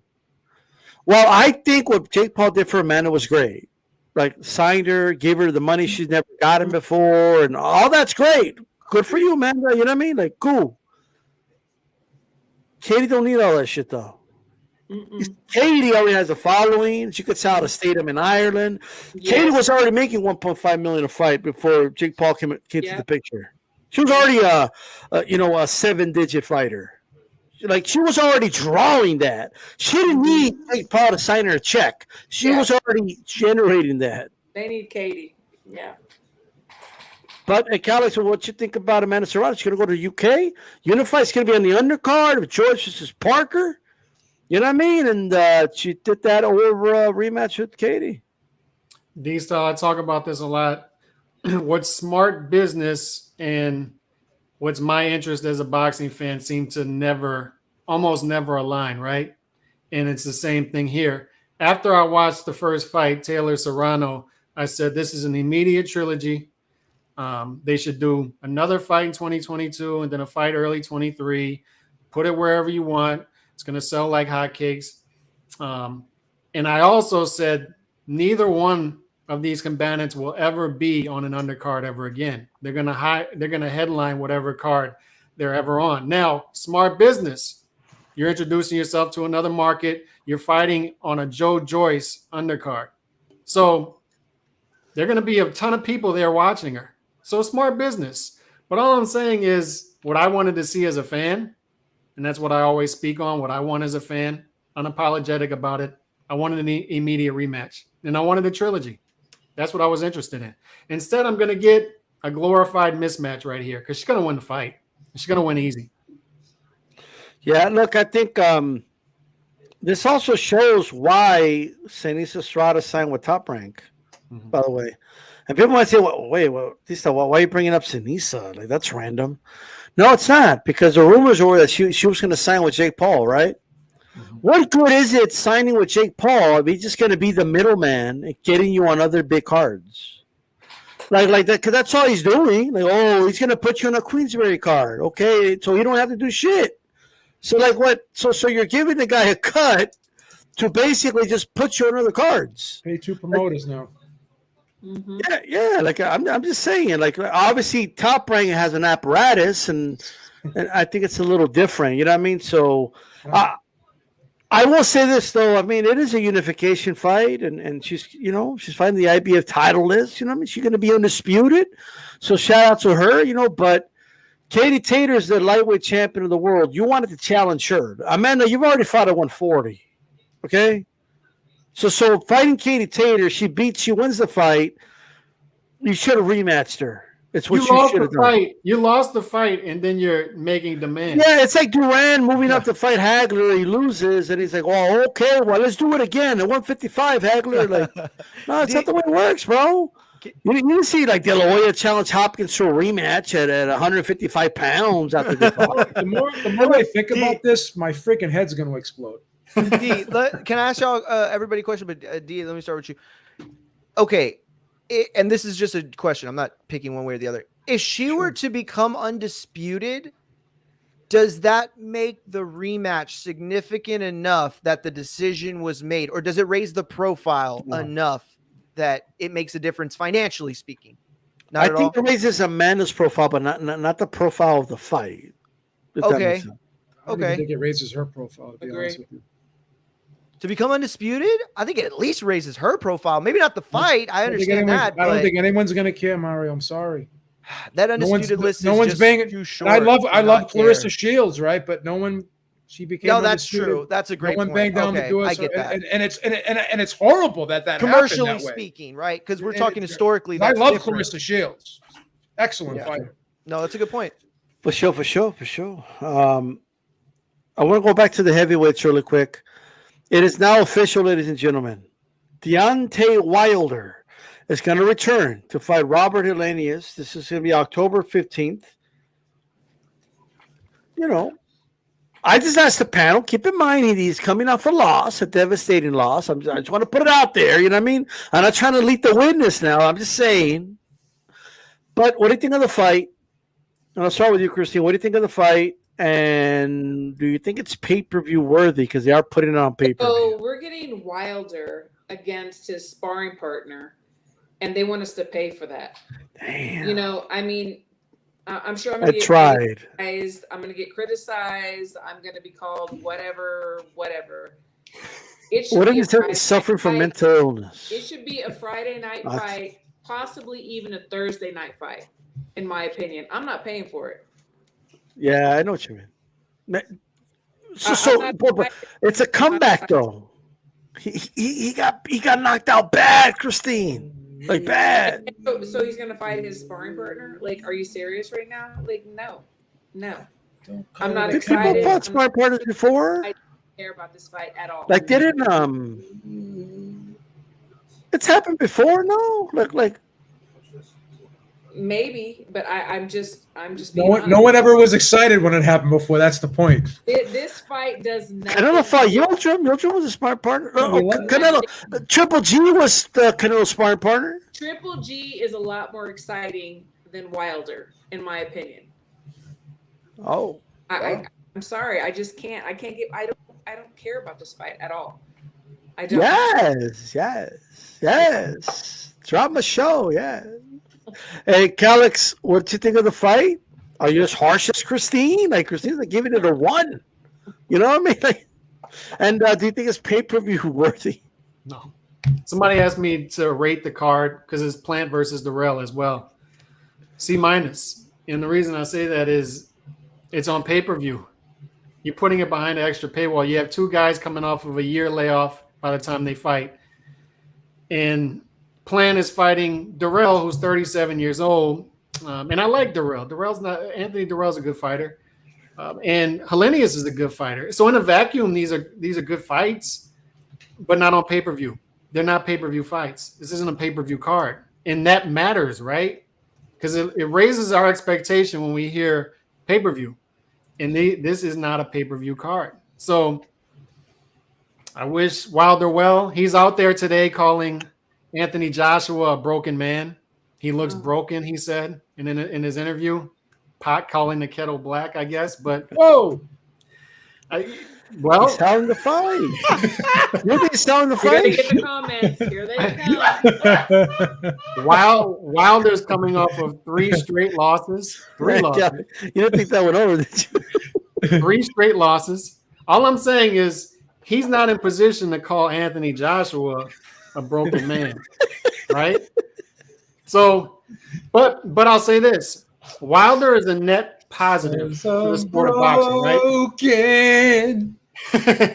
Broken. I guess that deserves a song, right, D-Style? But look, he's a net positive to the sport. He does bring excitement to the division. I do wish him well in a comeback because I want to see the fight I still want to see, the fight I would still love. Like if I had one wish for the heavyweight division, it would be AJ versus Wilder. The two broken men, right? Yeah. But what a fight that would be. And we have no idea where that would go, how it would go. It would be beautiful. It would do better numbers than probably any other fight in the heavyweight division. Yes. That would be an incredible fight. It would be I don't feel I would- right. That. But I'm just saying. But the market is not done with Wilder and Joshua no matter what happens. That's why I don't agree that Joshua has to win Saturday. I don't. I think Joshua is a walking, talking big fight. Joshua could fight Joe Joyce. He could fight Deontay Wilder. He could fight any multitude of guys. He could fight my 66-year-old dad 0-0 on box rec, and it would be a big fight. It would sell out Wembley. The fans, But let me big fight. let me remind Christine for a second. De La Hoya was just for a little bit he was, but when he was training for the Olympics, but he was a sparring partner of Julio Cesar Chavez. Oh, Okay. I mean, Christ. Larry Holmes is a sparring partner of Muhammad Ali, right? I get what you're saying. Sometimes the student becomes the master. I'm right? just saying, for me, I'm not excited. I don't care. I don't care about this fight. I get it, but look, Well, I would. I hear you, but what if like the student is going to become the master? You know what I mean? And Helenous, the post Sons of Anarchy biker, like we see all over the place nowadays. You know what I mean? Especially here in Texas, dudes that were never bikers their whole life. After Sons of Anarchy, they own a Harley. Okay, cool. You know, It's a good movie script. It's a good movie script. UFC shirts, you know. what if? What if you beat somebody? All we're saying is don't put it on pay-per-view. Lomachenko is about to fight his sparring partner. That's what you're saying. European. Hold on, Cal. You're saying that. Christine's saying, fuck that dude. Free, I'll watch it. I'm not paying for that. I'm not. I got you. Okay. You know what? I'm gonna buy it for you, sis. I'm gonna buy it, and you can watch. Thank you. Stop the cap. Right now. Send me the I'm money. gonna buy it for. No, I'll buy it for Christine. Stop the cap. Hey, Mario, are you gonna go for Mr. Sons of Anarchy? Right? Is a student gonna become a teacher in this fight? What's going on? And is it pay-per-view worthy? Listen, that's what makes this terrible. You know, if this fight was happening on Fox and it was free for everybody, it could raise not just the profile of the two men, but the profile of the sport altogether. To hide this behind a paid wall is a disservice to the boxing community. Now, let me take that context and put it aside for a second. Kawanaki is the perfect, I said Kawanaki. Helenous is the perfect opponent for Deontay. For Deontay only. I'm not saying for us, the fans, the buying community. He's been out of the ring so long, and the last time it was a devastating fight, Okay. And so he does need a guy like this. And this would be different if we're talking about the Robert Helenius that just came off the Gerald Washington fight, right? But the Kalinaki fight, not only did he upset the apple cart in the first one, but he came back after years. I mean, because that happened right at the beginning of COVID. So he had to wait all that time for the rematch. And then on a fairly significant stage, he delivered in a bigger way. So, you know, it raises the profile of him. But let's be honest, the only reason, and again, the paid wall makes it almost unbearable, but this fight is strictly to get him to the Andy Ruiz fight. That's what is going to come. I don't know if they'll battle for Cinco de Mayo weekend, but that's certainly something that I know they're talking about. You know, Canelo's Canelo, but heavyweight action has always been the heart and soul of boxing. So for them to get over the hurdle, that's what these have to do. So it's like, you can think about it in two ways. You want to see Wilder Ruiz, right? And we're going to see it in the first half of 2023. So would you rather him not fight till then, or would you rather him fight some opponent? If it's going to be someone, Kalinaki is certainly a name that could be better than a lot of others. On the other side of that, as a fighter, Wilder doesn't want to go into a fight with Andy Ruiz, a guy who's upset the apple cart himself, without having that kind of preparation. And real quick, the only other thing I'll say, for those that remember Wilder calling me a fat Mexican, I will wait for Cinco de Mayo and see what a fat Mexican does to him. Okay, for the beans live on the air or what? Hey, a fat Mexican is maybe a little better than a little sweet. The guy in the middle, a little sweet. But I'll say this. I'll add this, Mario. They're also setting him up for the WBC belt that may become vacant soon, and that's likely going to be. Yo, but I gotta call out Christine though. Like what happened to the soft hearts of women? Like, what happened? Why you put down the hammer? Nah, fuck that dude. I'm gonna translate what she said. Fuck that dude. I hope he lose. You know, he that's have mental illness. If he did, then yes. But how do you know? Like, that dude don't have mental illness? He hasn't gone public with it. Okay. Okay, as a guy, or he's good at dealing with it, you know. But hey, no, D-Style, look, D-Style, this really quick, I go to people. Go ahead. Okay, no, good. In this fight in a vacuum is good. Just don't put it behind the paywall. Same thing with the plant fight. Exactly. That's the vacuum. But anyway, I don't got it. But hey, Beeb, are you ecstatic? Because I need to ask you. And maybe I shouldn't be asking you this at this point. Are you going to buy this fight? Oh, this is one of the questions I ask my therapist when we have these sessions. I asked him, I said, why do I keep buying these pay-per-views? I just can't stop. I can't stop doing it. It's always been a problem of mine. So I could say with 100% certainty that, yes, I am going to buy this pay-per-view. I've spent probably $1,000 this year on boxing, and I'm not proud of it. I'm not proud of it. I'm not proud of it. But Tato, do you like the fight though? Student versus teacher, like, you know, I like the fight, and you asked a great question. Pay-per-view worthy, right? Is it a pay-per-view quality fight? No, but when you say pay-per-view worthy, the bar has been lowered, and I've said this before, and I did a video about this. PBC has put themselves in a very tough situation because when you have Showtime and Fox giving you limited dates and not paying you the rights fees for these fights, you have no other place to go but the pay-per-view route. So a lot of times you complain that these fighters aren't active. So if we take the pay-per-view out of the equation, then these fighters are going to be even less active, and we're going to see less fights. And obviously, you have every right to complain about having to pay for this. I am not questioning that whatsoever.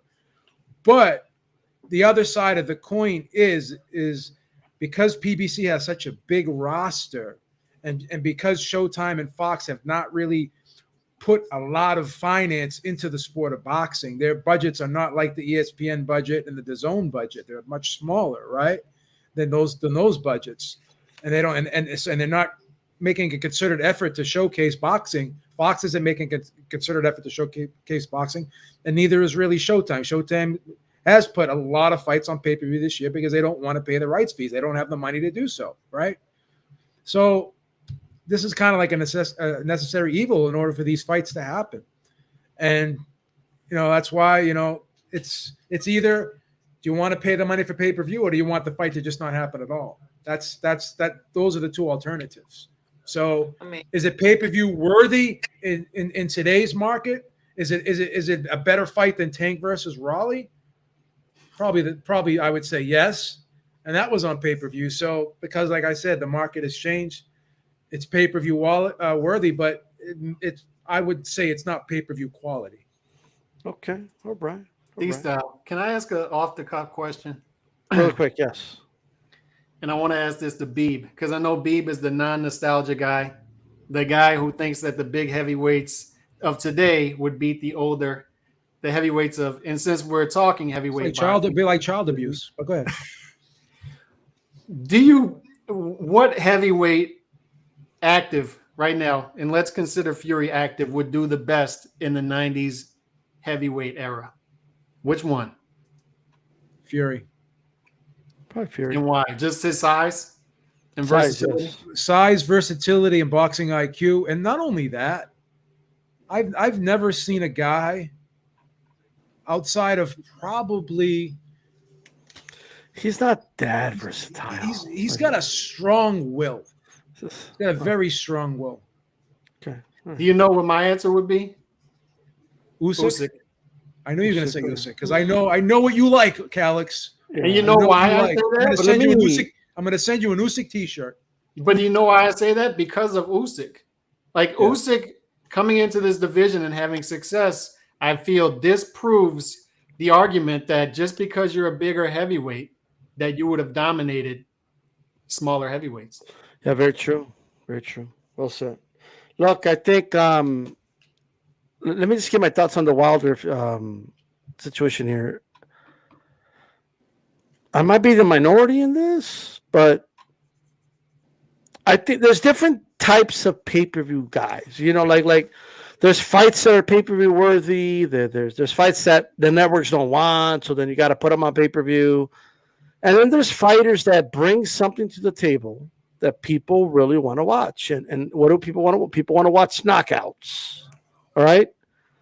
Deontay Wilder is one of the most devastating punchers in the history of boxing. And I think it's worth paying the price of admission against a very game Helenous. I know the fact that he's sparred Wilder before means he knows Wilder, means he's going to give him a good fight, is what I think, right? So I think it's a good fight. And shout out to Afrowork and G. I appreciate the support, brother. Much appreciated. Shout out to you. And I do believe that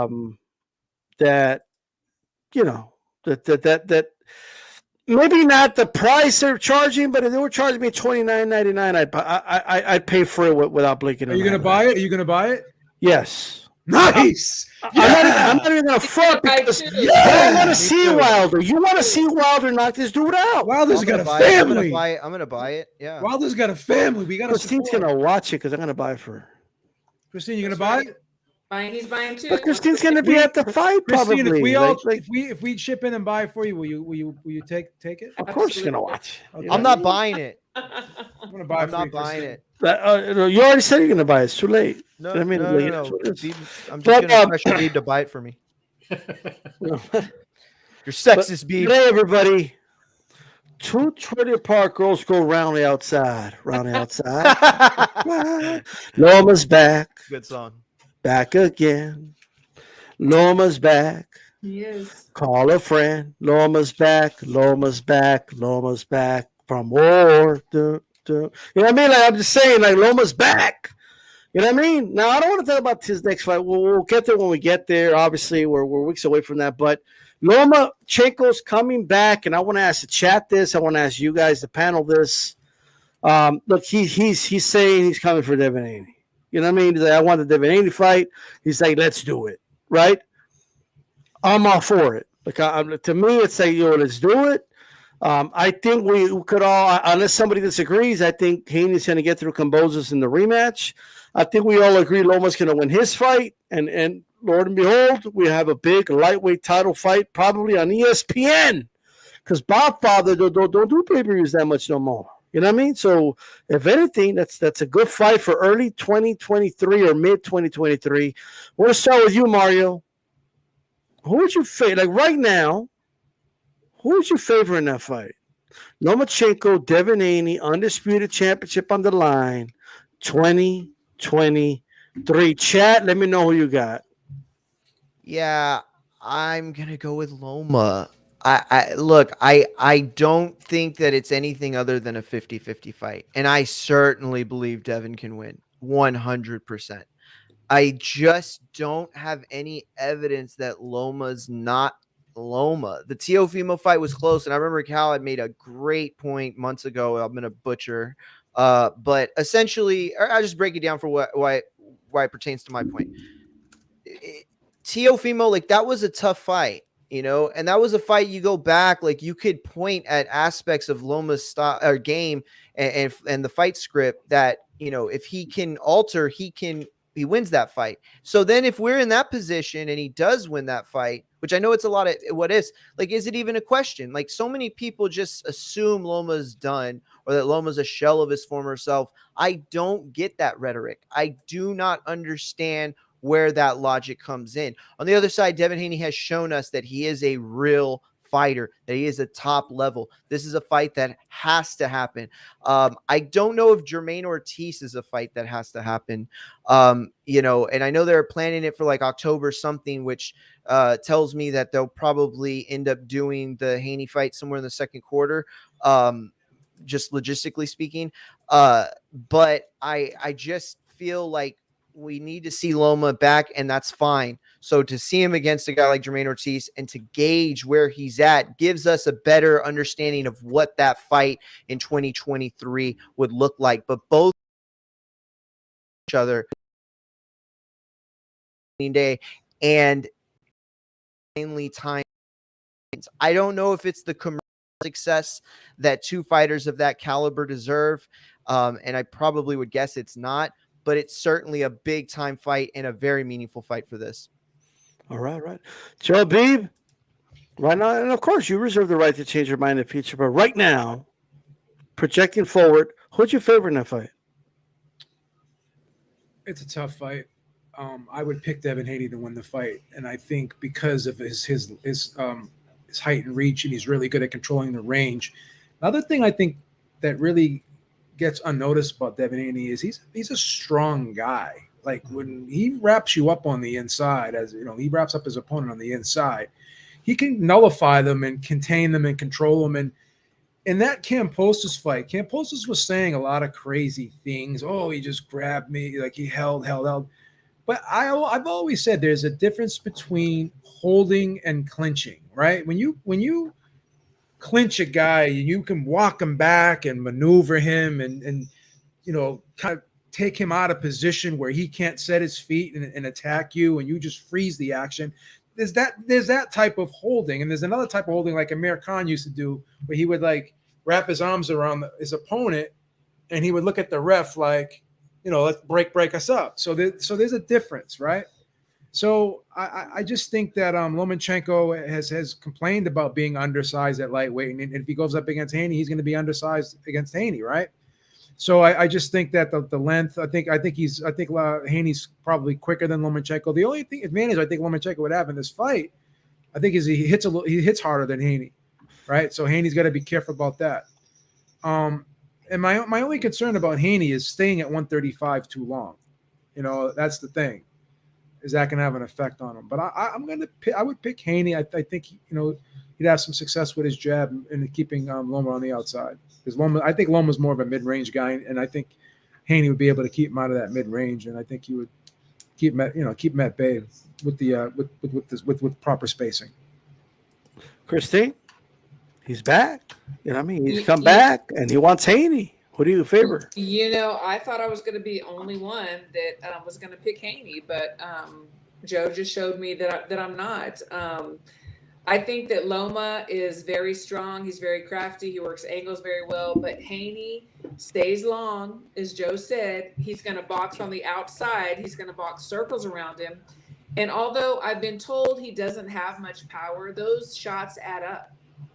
And I've got Haney for the win. Okay. All right. All right. Well, what about Toy Loma suffering from mental illness? Would you pick him? Oh, please.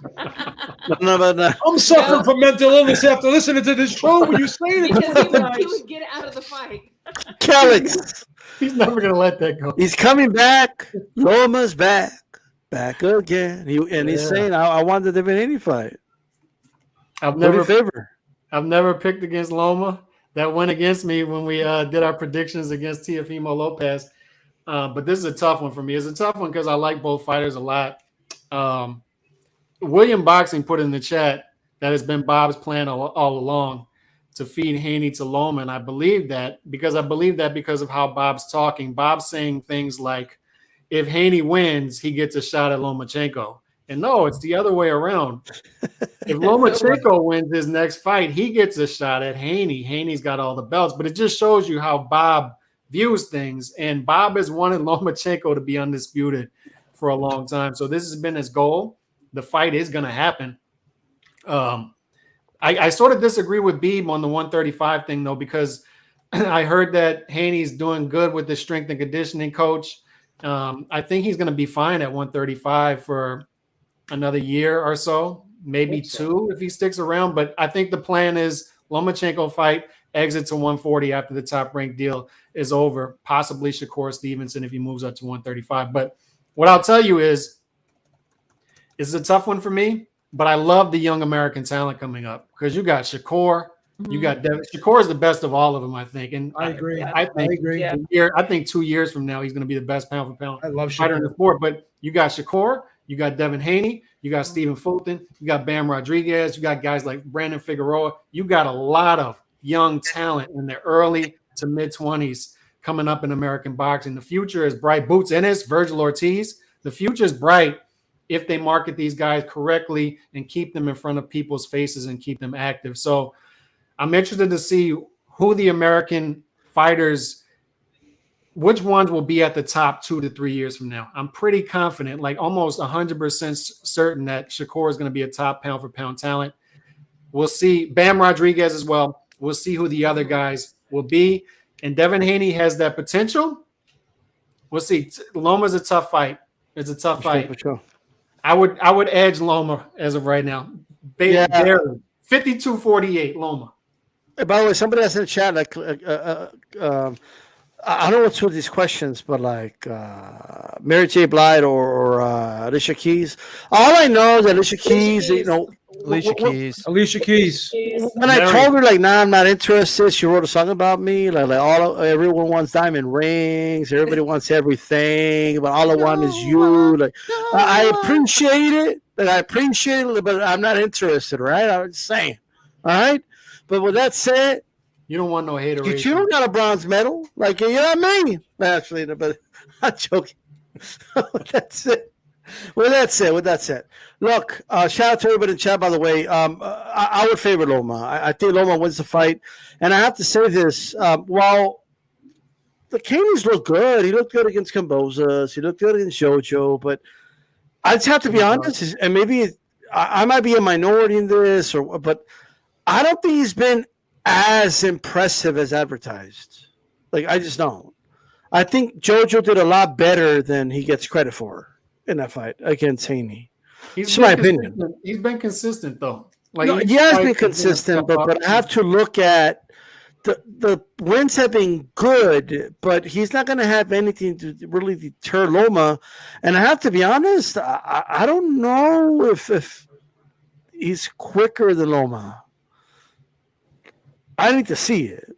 Like, I'm not that confident he's that much faster. Like, I don't know if those because if you would have asked, well, really quick, if somebody would have told me who thinks faster, Loma or Gary Russell, and well, yeah, Gary's a little faster than Loma, but like Loma's timing was so good, I beat him with timing. It didn't matter. Exactly. Like and range too. Yeah, like that was the main thing. But go ahead, Galaxy. We have 2 more topics, but really quick. No, I was gonna say I don't think he's gonna be able to use those angles as well against Haney. Haney's just great with his jab, and he's great at, as Beeb said, he's more physical than people give him credit for. He's great at the jab and hold. Now I have 2 questions. These are very quick questions, no more than 3-4 sentences, just really quick. Mario, I'll start with you. Fury claims Chisora turned down $2 million to fight him. Right? Do you believe him? Buy or sell? Do you believe him, Mr. No? No, I don't believe him. I think that this has all been capped to try to stay in the limelight while AJ and Usyk are, still in it all. Okay. Babe, do you believe your boy? Stop the cap. No. That's 0-2. Christine, do you believe Tyson Fury did the offer Chisora fight? Yeah, $2 I million? mean, to fight Fury for $2 million, that's it. Yeah, I believe it. You believe him? All Yeah. right. Stop the cap. Give me more money. $2 million? What? No. Do you believe him, Calix? No. You ever seen that meme where the guy's pointing in the mirror and he says, "You get in there and you make it about you"? That's what these heavyweights are doing this week with Usyk and Joshua. Good call. They're I so mean, yeah, but the they're timing so is jealous something, of these right? two guys. That's hilarious. Yeah, it reminds me like when Tom Brady announced his retirement right before the Super Bowl. Like, you know what I mean? Like it's like, well, what's going on over here? You know what I mean? I'm sorry, Christine. Nobody believes your boy. I'm just It's saying. okay. It's Stop okay. the But cap. since he suffers from mental illness, of course. Stop the cap. No, but how serious is Hey, they canceled Kevin Hart. They'll come for D-Style real too. quick. Eubank is saying he's not even going to hire a nutritionist because he never needed a nutritionist to make the 157-pound catch weight. Buy or sell? Do you believe him, Mario? Is he going to get a nutritionist, yes or no? Yes, he is going to get a nutritionist. This is all cap. At this point, if he doesn't, it'll be the biggest mistake of his career. By the way, I sound like two like old school saying buy or sell, right? Like, so cap or no cap? That sounds better. Hey, Beam, cap or no cap? Stop the cap. He's going to have a nutritionist. All right, Christine, do you believe him? He's going to get no nutritionist? Stop the cap. All right, Calix, is it capping? Part Or cap, he said he's crazy and you don't need one, he said. it's part cap, part no cap. You know I can't give straight answers, D-Style. It's always more complex. But Stop the cap. Take that cap off. Like, what's going on over here? like it's just a nutritionist. Like anybody can be a nutritionist. I mean, he's gonna have somebody. He's gonna have somebody. What do you mean? Will he have like a professional certified nutritionist? I don't know. Nobody could just You can be have a somebody. there's actual like nutritionists That's how it that know what works. they're doing. Yeah. Well, my brother is like Hey, a I'm a nutritionist nutritionist. now. He knows They're about more food than and just diet. weight loss. All you got to trust do me. is go on freshly.com. Just have them ship your meals, baby. Come Not on. easy. Stop I the don't know. cap. Anyway, Let them be. Christine, I'm soft hearts of women. You know what I mean?